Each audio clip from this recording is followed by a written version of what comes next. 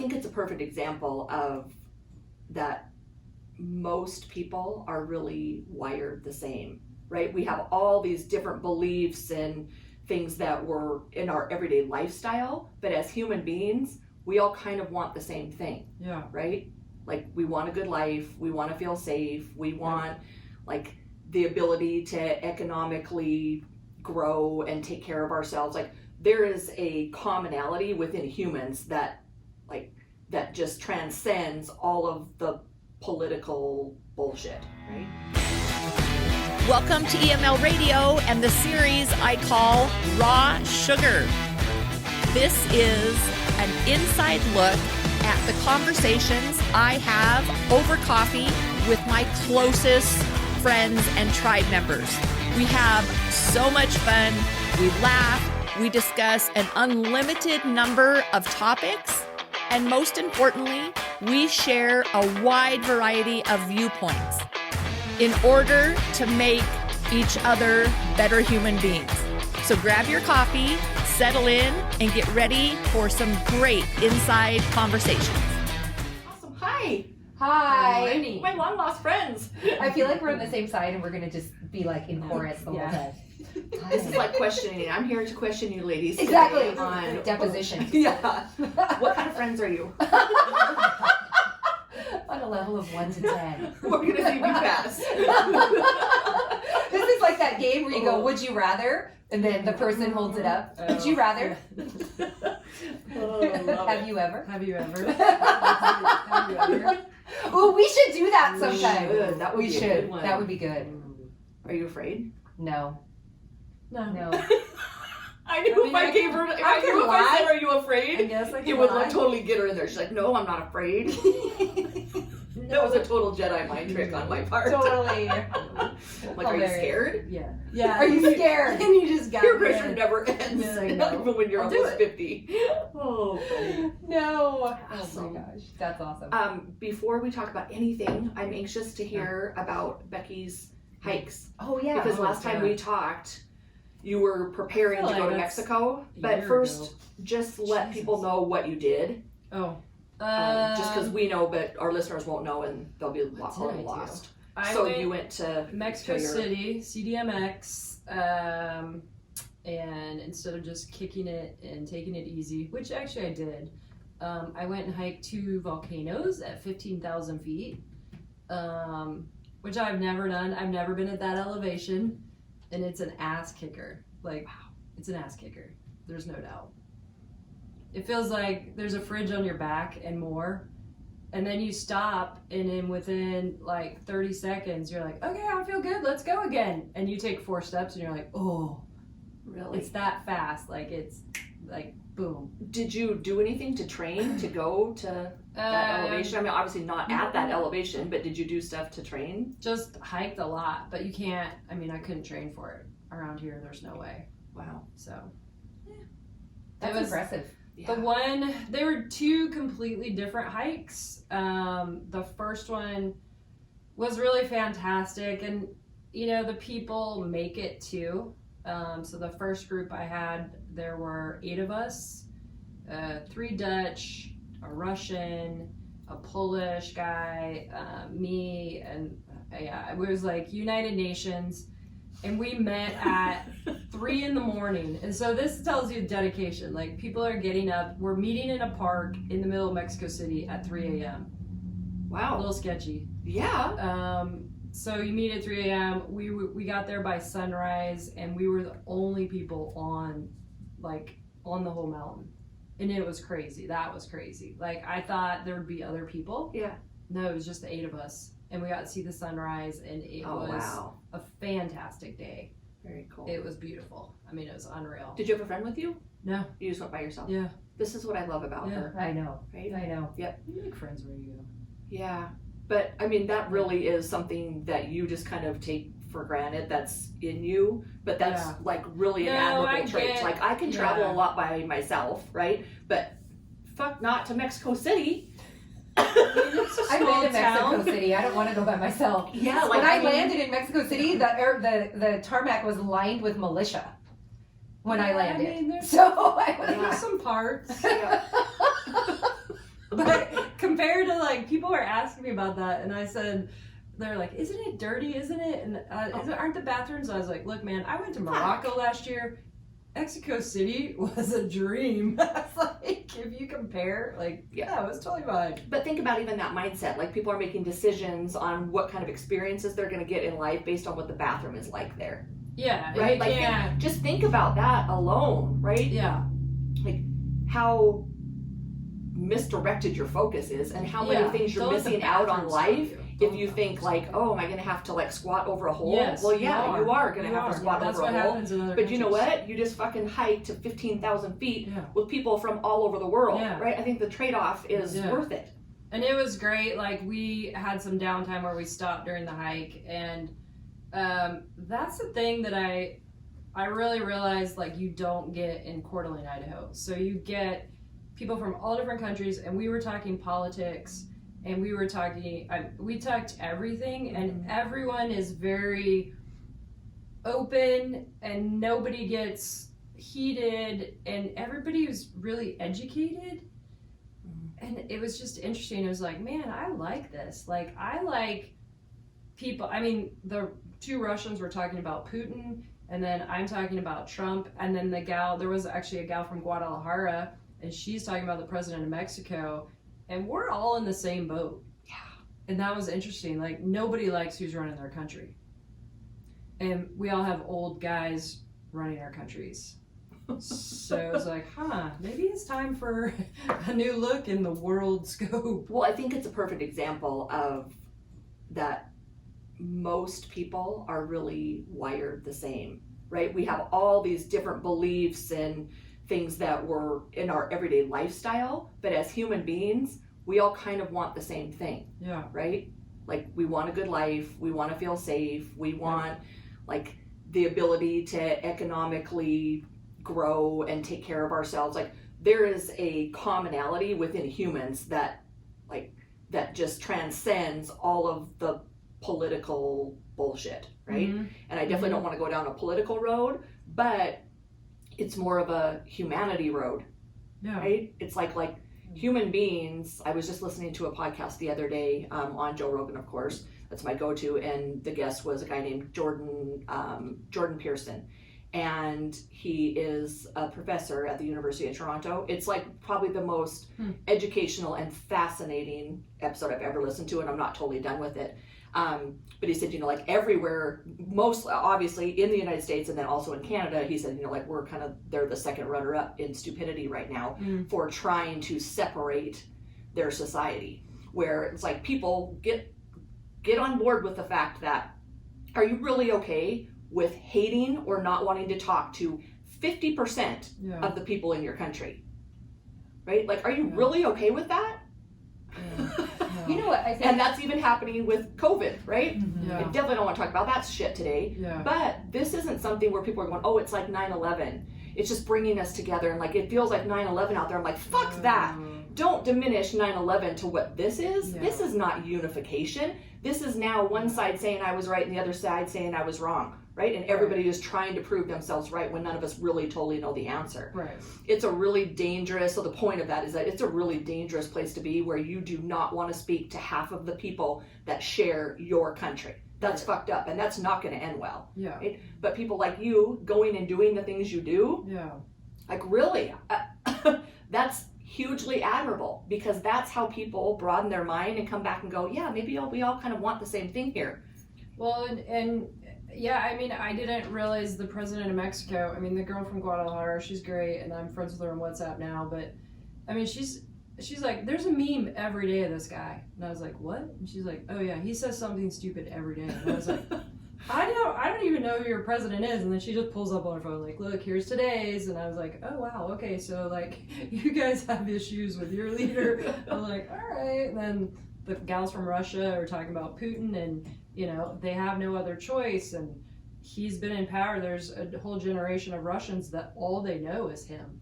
And they're like, that's crazy. And I was like, wow, I would never have thought of that, and it's interesting because they're all foreigners and they all live in Mexico. So they're all from other countries, but they have left their countries, and now they're all dual Got it. citizens, and they all live in Mexico. So it's even a completely different take that you're no longer living in Russia, you're no longer living in wherever, and like so now they're all transplants to a new country. You know what I think is interesting about what you said is that you all felt comfortable in sharing what it is that you were feeling, and Oh yeah. a lot of that I think comes from this capacity to, when I'm out in Coeur d'Alene, wherever, not Coeur d'Alene, wherever, what happens is we have this perception of this is what is right for me, this is what is right for you, and we always feel like something is a perceived threat. Mm-hmm. If I have a conversation with you, I have to manufacture myself to have this conversation with you. When I'm traveling, I don't have to do that. And so Right. what happens is when I'm Yes. traveling, and you guys had all this big experience together, Mm-hmm. right? So there was this solidarity that was happening Mhm. that wouldn't happen in everyday life, because we don't allow ourselves Yeah. to actually feel, to release that shield in order to have a constant relationship. Mhm. Knowing that you were going to take this trek together, the threat then became this: can we make it through this trek? Mhm. Not can we make it through life? Mm-hmm. And so the life part of it was like, okay, we need to band together, which is in our human DNA. Right. We're pack animals. Right. That's who we are at our deepest core. And so you packed up together, Mm-hmm. and you're like, okay, we can get through this hike Mm-hmm. because we've now established this relationship. And I think sometimes we lose that connection with the people closest to us in our life, because it's like, okay, we're just going to trudge through. We're just going to pull ourselves through, as opposed to actually having relationships with someone, Mhm. actually being vulnerable enough to have a Yeah. relationship with someone. So instead of I'm right, what I heard you saying is like, we all felt like we were together. And when's the last time Yeah. you actually felt like, even in your own family unit, that you were fully together? That's, Well, and I knew, and we collectively as a group knew it was a special day. Because weather at 15,000 feet, we don't know what we were gonna get. Yep. Like you don't know if you're gonna get rain, snow, sleet, like whatever. It was beautiful, not a cloud in the sky, and even one of the gals up at some point along the way was like, "This is a really special place, and this is a really special day." And as everyone was like, "Yes," like we didn't even verbally say it. We had already all acknowledged that, and that was very early in the hike in the day. But she said it out loud, but we all knew, and I think people, we appreciated that. It's like, weather gods smiled on us, but I don't think everybody, tourist wise, they're like, well, why isn't it perfect today? Like, I paid my $60 to be here and climb this freaking volcano. Like, it should be perfect. And it's like, no, that doesn't happen. Like, that's not how this works. And then on the way down, I got altitude sickness. And so here I am. I have to rely on 7 people I don't know. And they were all very great and taking care of me. And then as soon as we got down to a lower elevation, it was like that. Like, I just popped right back and I was fine. But there was a moment where I had to say to the guide, I need to sit up front. I don't feel very well. And I said, what color am I? And he said, you're the color of your pack. And my pack is green. And I was like, he's like, do you? I'm like, yeah, I don't. This is not good. Oh, not good. So, and then you have to put your total trust in some people you don't know and you do that a lot. hope Yeah. they get you down. But it's I was like, easy. talk about carrying you out of places. Talking about carrying you out of This girl stuff. carried you out of Mexico Well, last time. That's right. Yeah, that's true. Mexico, Mexico. second time. Yeah. And then our van broke down on the way back in the middle on the side of the highway. And then here we are again. Our tour guide guy had to leave, go take a taxi, go find a mechanic, and here we are all stuck together in a car. We don't know when he's coming back, how we're getting home. Like, Do you see though, like, because of, back to like what Jen said, because of you all feeling vulnerable, right? Like, you're Yeah. not feeling like you're in charge and I got this when you're about to do this climb, right? Or even Yeah. in a van broken down in a Yeah. foreign country, yep. right? There is something about being able to let your guard down and just say, oh gosh, like none of us know what's going on. No. And the comfortability that you all felt, all being vulnerable, where we don't do it Yeah. at home because that's scary, right? Yeah. Because ultimately, and this is a good transition to one thing that I did want to talk about today, is we self-censor and concern ourselves what people think way more than we actually ever admit. Even those of us, me included, that say like, I don't really give a shit what people think. Right? The reality is, as a human being, we do care what people think. That censoring of yourself is a survival tactic from childhood trauma. Yep. So what happens is, as I'm a survivor of childhood trauma, and so for a lot of years, I wanted to make everyone around me happy so that I never had to rock the boat. So I was the one who would make all my friends, I would do whatever my friends wanted, I would do whatever anybody wanted, because I felt like if I became the people pleaser of everyone, then someone would actually take care of me. And great survival tactic in childhood, really great survival tactic, really inappropriate in adulthood. Really inappropriate. It served me well. The inappropriateness of it served me well. When I was director of sales and marketing, I was like amazing at my job, but I was not an amazing human. So I didn't establish connected relationships because I never allowed anybody in to the vulnerability of who I was. In fact, I didn't even know who I was in order to do that, because I had manufactured, I was like a chameleon. And I remember one of my mentors saying to me when I was in sales, saying, you are the most amazing salesperson because your ability to be a chameleon is unbelievable. You turn into whoever's sitting across from you and you get them to do whatever you want. And he said that to me and I was like, I know, yes, of course I do. But that's when I was 26. Right. And it felt like a compliment. You're Absolutely. like, oh, right, I'm pulling this off, right? Yes. But it wasn't really you. No. And then now at 50, I go, oh my God, I had to really do the work to see to pull out that I'm not this 6-year-old who wants to be taken care of and nurtured. I actually have to do that for myself. And so the survival tactic of pushing out I think of it like a sparkler, right? I was constantly pushing out so nobody could get in. And so that's a tough transition.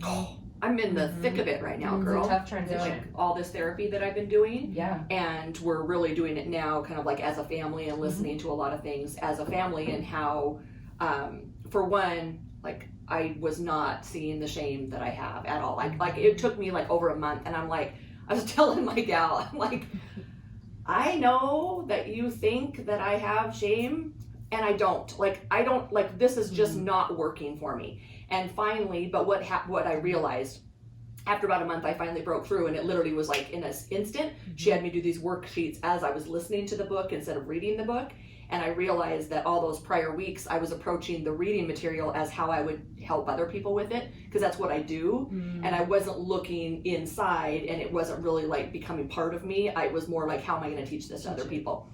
But anyway, in that, then we decided to listen to it as a family, and there's 3 ways that we respond, right? From any kind of trauma. And it can be something that is unspeakable, or it can be as small as someone saying, like, they look at your picture that you colored and they're like, oh, like, what is that? And we instantly go, I can't draw, even though we may want to be an artist or we want to be creative, right? Someone has somewhere shut us down in who we really want to be. But it's either we hide, right? We escape, we hide, and just try not to be seen. Or we please, right? Please and perfect is Brene Brown's words for it, which I love. And like, that's Casey. He's like, I'm a pleaser and perfecter. And then the third one is I'm going to control everything, because then I know what the outcome is going to be. And that's me, right? Until I finally, now at 47 years old, and this year with all the shit I got going on, I'm like, I don't know why I feel like I can't do this. This is not who I am. Well, it really is who I am, right? I'm just trying to figure out the positive way for me to get in touch with my talents and truly being vulnerable versus being a bully, right? And the bully is part of controlling. the bully is part of controlling, right? Yeah. So it's like, if I just bully you, and we just talked about it before we turned on the recording, right? Yeah. Like, if you question me, like, man, don't get in a verbal tangle with me because I'm gonna fucking win, Yeah. even if I'm dead wrong, because I've learned how to do that, It's your right? Like, survival that was tactic. my survival, Yeah. right? But now I'm at 47, all of a sudden I'm like, why isn't this working anymore? Well, because that shit doesn't work forever. I hate to tell you, at some point it all comes crashing down. Yeah. But the self-censoring that we do, I want to talk about that we don't realize it, but how often do we hold back on what we're going to say, or hold back what we would really like to say to someone else, or let our guard down in a way and go, like, when people say, how are you? Like, you asked me, how are you this morning? Yeah. I'm like, really not good, Yeah. right? I feel completely wiped out. It's Mother's Day. I feel this is the first time in my life I've ever, like, questioned my parenting. Yeah. Right? Like, I've always taken parenting really serious, and Scarlett's dealing with some stuff where I'm like, oh my God, the other night, like 4 o'clock in the morning, I was in tears, and I'm like, I think I fucked this whole thing up, right? That's And the because she's reason a I'm- teenager now. It is. Like, I've never had to deal with this before, and they're like real things. Yeah. And they're her story, I won't share them, but they have been significant enough to make me question myself as a parent. And I thought about this morning when we were coming in to do this recording. I'm like, I'm going to say that, because I noticed that when I'm really willing to say, That's good. You're I'm really questioning. questioning myself as a parent. Holy smokes. How many moms out there are afraid to say that? Oh, Right. I can tell you a lot, Oh, because yeah. I get private messages from people that are like, my daughter's really struggling in school. She's like flunking out, and I would never tell my friends that because they're going to think I'm a terrible parent, or they're going to judge me. Right? But if we can all just come out there a little bit and Yeah. say, like, things aren't really all okay. Yeah. Or it's hard. It's really hard, Like, and I need yeah. help. And then for me, getting used to being vulnerable enough to say, I'm going to actually ask people around me for help. Yeah. I've never done that. Yeah. I've never even asked my own family for help. Right. Right. It's an interesting thing, parenting, because parenting is different now with social media. When Bree was, a teenager, thank God there was not social media. Thank God. Because no one could secretly direct message me in my lack of parenting skills.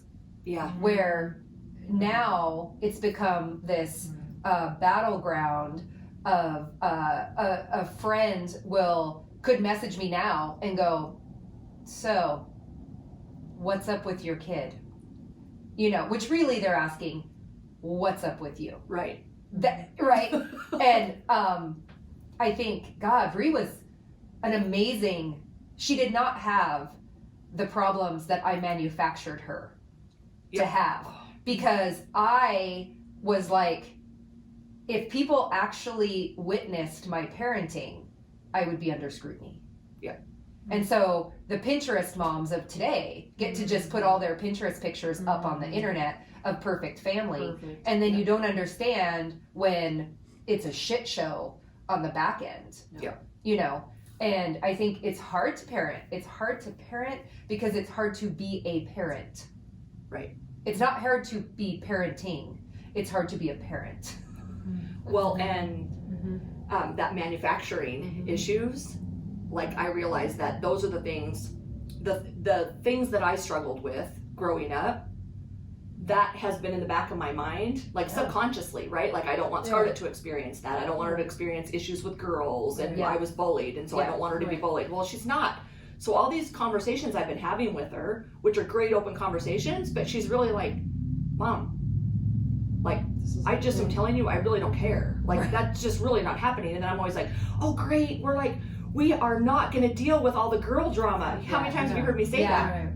All the while, she's dealing with her own underlying stuff that I didn't even recognize, because I was so focused on the things that I had dealt with Yeah. that bothered me. I was missing completely all the things that are real issues for her. I mean, it was a huge wake-up call, and I really hope that moms listening to this will really stop, rewind this, and listen to that, because it's critical. It's critical. Yep. Yeah. And then also with letting go of the idea, this is what I've been working through for the last couple of days, is like, right, there is no, this is what I went through, I'm going to do all these things differently, and now you're never going to go through anything. That's not the way it works, right? We learn, and we don't pass on the same kind of evils or wrongdoings that happen to us, but that doesn't mean that they're not going to have their own set of them. Right. I was having That goes back to vulnerability. Yes. Right? I have to Absolutely. be vulnerable enough to go, what my daughter was going through didn't happen to me. And can I witness within her? Can I be enough of a parent can I be strong enough in myself to witness in her what she needs from me? Yeah. And not make it about me. And not make it about me. Right? Where I'm promising you, most parents out there, Yeah. like I've been guilty of it, Totally. are making it more about us as we're good parents, right? When it has absolutely nothing then to do with your kid. Right. It has everything to do with you and you needing a pat on the back or some accolade or if something doesn't go right. Like I thought about that end of the spectrum. Things have been kind of sideways for her. And I'm like, that isn't about me. It isn't me as a failure. I'm again making it about me. Yeah. And as a parent, it's really hard not to do that. Totally. It's hard. Well, how many You times have fix you heard it. someone say, Could don't you fix? embarrass me to Oh, their yeah. kid? Oh, You know, yeah. I've said it. Yeah. I'm like, when we go to this, You're just you better pull your shit together because I'm Yeah. not So embarrassing. I'm not going to have my Yeah. dysfunctional parenting skills on display Mhm. at that, you know, Public place. that church function that we are forced to go to because you're friend. Do you know what I mean? Like, do not. And how mortifying now, as even as I'm saying that, I'm like, oh my God, I totally squashed her light Yeah. in that moment. Yeah. Because her whole relationship to me is I can't embarrass my mother. Yeah. Everything I do is embarrassing my mother. Yeah. And what kind of burden do you want to I would never put that on her. Oh yeah. I would never have her carry that shit. Like she has her own shit to shovel. Right. And so I was young. I was 19 when I had Bree. So we grew up together. And I was not a good parent. I'll say it, right? I mean, people always go, no, that's not. No, I was not a good parent. I was 19 years old. Yeah. Are you Right. kidding me right now? Like, Yeah. I didn't even know how to parent You're not myself. be a fucking person. Yeah, I didn't even know how to be a human at 19, much less raise another human. And so now I have to go back and spend time with her. Now we talk about how to be a human as opposed to don't embarrass me. Like, just be who you want to be. She'll say, Mom, you used to be so mad at me for that. Well, I'm not mad anymore because it's not my shit to shovel. Yep. And so that becomes the mended relationship. But I wasn't parented, so I didn't know how to parent. Right. And it does go on the other end of the spectrum. Makes me think about you and I in our Yeah. discussions, right? Of with moms and Moms. like where that role Yeah, with our totally. moms, Becky and I have a lot Yeah. of similarity Yeah. in the roles as daughters to our moms. Yeah. And the healing that I've had to, that I'm still going through, like I'm working towards it, and it already feels so good. I can tell you that. We'll share off camera sometime. Yeah. But like the healing there Yeah. has been tremendous, of which Yeah. like I'm now seeing like she really was no different than where I am now. Yeah. Right? She was just simply imposing her own manufactured Mhm. struggles onto me Yeah. Yeah. that really weren't my struggles. Yeah. Right? It's Yeah. just, it's blowing my mind. It's good work, but it's hard work. Yeah. But the whole point and why I wanted to bring it up today was to be able to give people some open space to realize that you don't have to say that being a mom is just the greatest thing ever, or being a dad is the greatest thing ever. Like, No. it's hard, right? So It's hard. really, really hard, and it's okay. And you'll be better at it if you're willing to say that you don't know what the fuck to do sometimes, right? Last note on this, and then we can move on, but in our book club, our Introverts book club that we're doing, it was just another example of why it is so good to do those kind of things, right? Like I'm always pounding the table, and this is shifting over into reading and why it's important to read. And it's evident right now what's going on in the world. People don't read. People don't know anything about history. We're doing a historical fiction right now, the Empire of the Summer Moon. It's about the Comanches. I've learned so much through it. But in that, for one, I'm learning how much we really haven't changed, right? Regardless of how long you go back, humans are still just violent, brutal, like that hasn't changed. But in our last discussion, one of the people on the book club, it was Dawn, was sharing that that she's working towards her degree, and they are working on different levels of basically learning how to kind of conform and behave, right? And like what standards are okay. Her like, ethics class. her ethics class. Yeah, and that based on what all of a sudden I'm doing in my personal life, I was like, oh, I need to reach out to Dawn, because the stuff I'm struggling with within my family, I really can lean on her, because she opened my eyes to some ethical things that I didn't have the education in. So the point of that is like, we can't always just do it alone. No, And then like, I'm gonna have to open up to Dawn to tell her kind of what's going on, and then she can give me some help and some reassurance and some feedback, right? But I have to be willing and vulnerable enough to actually really put it out there to her. Yeah. And I'm not gonna do that to anybody, right? No. But I'm gonna do it to people that have kind of earned that place in my life, that I trust and I value their advice. So it's just so important, right? You go like, well, that's just a book club. What does a book club have to do with anything? A book club has to do with everything. If you do it in the way it's not just come over once a month and drink a bunch of wine and chat Gossip about one people. Right, Yeah. that's not what we do. We like Right. fucking get in there, it's virtual, we're 45 minutes, we talk deep conversation, and then we're out. It's the same thing Becky was saying. It creates the same concept of, we had all these people together, we realized our commonality, we connected in a way that we couldn't any other way, and the book club is the same thing as the hike. Is You it got it. creates this container of safety where you feel like your words make sense. Yep. And they actually land in a vulnerable heart versus words trying to be right. Yep. Words trying to make a point. Words trying to create a Prove a side. prove Yeah. a side. Like, And the book is just the catalyst for the opening of the vulnerability. Yeah, it's something for us to all be unfamiliar with, and that kind of touches on us. Like I said, the ground rules, like we're not reading fucking James Patterson or something on there, right? Like we're reading really good shit that makes you think about who you are as a human and how you treat other humans. Because of that subject matter, then it allows us all to go like, man, this made me feel like this, and how did you feel about it? Yeah. And the importance of that, like, I mean, it kind of sounds so cliche, but it's like, it's really necessary, really necessary. Well, it's necessary to become a better human. Yeah, and it's necessary given the fact that like 50% of us don't want to talk to the other 50%. Yeah. It's kind of a problem. Huge. And I think, there's this movement which makes me crazy. The mindfulness movement, which is hilarious because I'm a yoga teacher, so it makes me crazy, the mindfulness movement. Because I think our mind is already full. Right. Our mind is full already. And so I say now, I want a body fullness movement. I want my body to feel safe in the skin that it's in, so that I can actually be vulnerable enough to have a conversation. So I can be vulnerable enough to feel what it is that I need to feel, and it's okay to feel that way. But mindfulness to me is like, my mind is already full. There's 100,000 things coming at us 100,000 ways, which goes back to Becky's hike, right? They didn't have that in that moment of, we're gonna climb to 15,000 feet. Okay, we're all in this together. That was in their body. It's a visceral relationship, which is like book club, right? We're hearing about these tragedies within the Comanches and we're like, oh God, it's like a visceral reaction. So the body allows you to become more vulnerable, because the body loves to be vulnerable. Right. It knows how vulnerable it is. We try to convince ourselves in our mindfulness, air quotes, that we're controlling what's happening. And that's not true.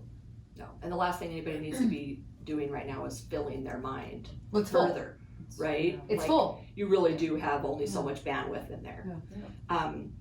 Let's wrap it up on this note, because that's really powerful. It goes back to my whole teaching from square one, and I never like to use these words because it just sounds so overused, but that in order for you to be living optimally, right? Like true optimal living, it involves engaging your body, right? Becky just proved that through that hike. That required her to be vulnerable. If she was sitting at home or just having coffee with us, that doesn't require her body to be vulnerable, right? Her body is perfectly safe in this environment.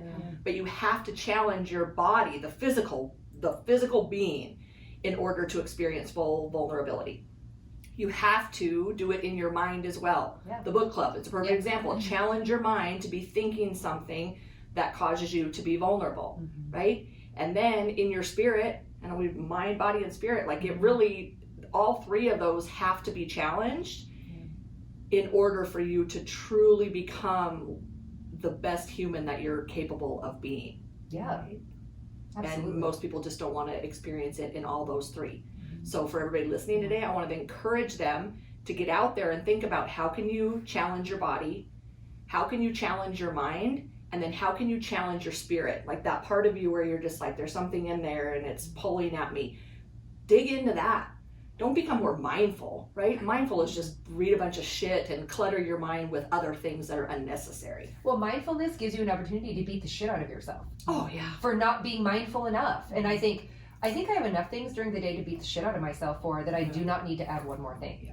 I'm totally okay with that not being the thing I'm going to beat the shit out of myself for. Well, and I just realized sitting here, because we're talking about vulnerability, like I've always had great trips, and I'm not just talking abroad, just in general, my trips, and I always was like, how do they just always work? And I'm like, I'm most vulnerable when I'm traveling. Totally. Because I'm a non-planner when I travel. And I will say to people, I'm just going with the wind today, and they look at me like I'm crazy, and they're like, have you looked at a map? And I'm like, nope, I do not use maps when I travel. I will find my next thing or my next destination, and it just works, and I don't hold myself to a schedule. I don't control the whole every minute of every day, but that's how I connect. Like, even though, yeah, we were on a hike, but I can connect really easily with people when I travel, because I'm not, I don't know, I guess I'm not my day-to-day me. Well, that's what I'm saying. That's it. Think about how different it I'm is. not my day-to-day me. Think about how different. I'm That's just polar opposite. I'm just like this. Like, I surrender, I guess. Like, which is complete opposite from and I what didn't you even think do about it. on Yeah. a daily basis Yes, for work, right? absolutely. As your profession, you are Absolutely. so yes. on top of it. Everything Yes. is planned, everything Yeah. is scheduled, Yes. right? Yeah. And then you can do I that. have to pay attention to everybody's, whatever everybody's doing. And then on a trip, I just, whatever. Yeah. Whatever happens. But the happens. power of you being able to step away from who you have, this part you have to Yeah. play on a daily basis, Yeah. to like who you really are and not plan, Yeah. that's huge. Most people that Yeah. are planners all day long, then they plan their vacation. They're like, this is what we're doing at 9, and then we're going to be at the museum at 11, and then we're going to jump on the train at 12:15, and then we're going to have lunch. And then they're Yes. mad. And then they're like, train why don't I doesn't feel come. why don't I feel Yeah. relaxed when I get home from traveling? Yeah. Oh, well, fuck. You might as well just stay at home and controlled everything Yeah. in your everyday life instead of trying to control it on your vacation. Yeah. Cool. Yeah. I don't want to run Jenny out of time. Jenny has to teach again. I have to go. Quick. Yeah. One truth that you One want to truth. leave with. One truth. Something that is new and powerful to you. New and powerful to me is that not everything in life that I don't control is a perceived threat to my person. And that in order for me to stay present in my body in the moment, I need to not be so concerned with everything being threatening. Why do I always go after you?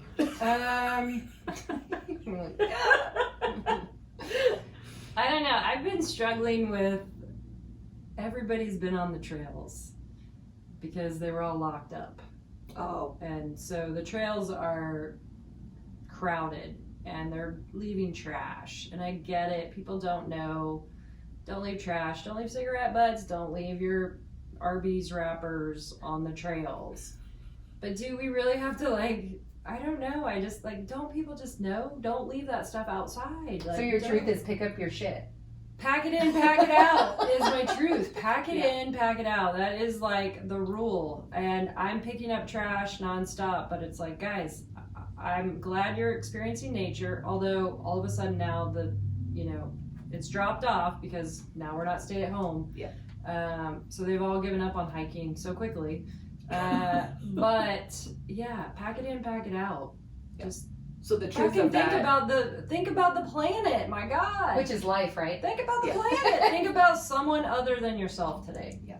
Think about someone like your mom, because it is Mother's Day. Think about someone other than yourself. My truth is that the less I self-censor, the stronger and more powerful and authentic I become. And it's scary to do that because when I truly do not self-censor at all, I lose a good chunk of people that thought they liked me. And that's hard, right? But what I'm realizing with really trying to stop self-censoring myself, that although I'm losing all these people that I thought like kind of I want you to like me, there are a mountain of other people that I wasn't authentic enough, and those are the people that are coming into my circle, and that feels really good. So self-censoring, we don't realize how many people we are pushing away. Sing it. All right. Mm-hmm. Cheers, ladies. Thank you. Happy Thanks. Mother's Day. Happy Mother's Day.